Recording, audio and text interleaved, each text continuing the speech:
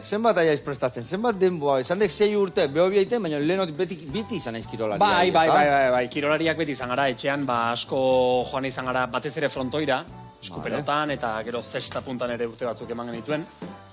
Eta geroia, zestarena bukatu eta norbere kaxa hasi ginenean, ni hasi nintzen lehen da bizi, pixka frontoia... Norbere kaxa o gure kaxa? Gure kaxa ere haizu ginen gero. Baina frontoiko kirolak eta beti gainera eman zaizkit nahiko ondo eta eskuasian ere bastante hibili ginen. Eta gero, batez ere, behobiaren arrak nola bidere koska eginda, hasi nintzen korrika eta ezkara orain arte geratu. Noletan apuntatu izan aurrenengo behobia horta? Aurrenekora apuntatu ninduen aitak.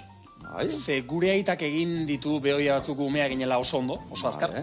Eta badaukagu argazki bat aitak eta biok, ni umea nintzela Elmugan, Donostian. Bera karrera daukauta gero. Eta beti komentatu izan dugu etxean argazki hori errepikatu behar genuela, baina biok karrera egin da gero. Zu adibidez, zehose berezia jatezu egun ontako? Adibidez, karrera dakasunian da prestatzea era berezien batian? Bezperetan bai. Bai, egun bale nuo. Bai, karrera bezperetan saiatzen naiz hori pixkat zaintzen. Adibidez, behobia bezpera beti izaten da larun bata. Bai. Larun bat hortan ez dut, adibidez, ardorik edo zerbezari gartzen. Vale, bihotzerrik eta bihotzerrik. Ez bada ere, hori da. Eta, oiko gauzak pasta, afaltzeko normalean arroz txuria eta patata egosiarekin egindako patata tortilla oso ona omen.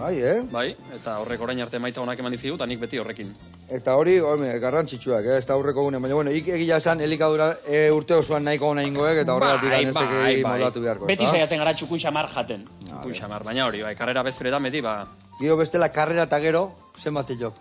Palmera eta gozo zaila helatu bilagutea, garagardo bat eskatzik, gorputzak zeskatzik. Aldela behintzat, bazkal ondoren, lasterketaren ondorengo bazkaria eta gero, txapai motila diriki, markak merezi bali. Topa egiteko. Eta orduan beti merezi, urtero hobetu itek, ez da? Oraingoz bai, iritsiko dira urte makalagoak ere, baina oraingoz ondo guaz.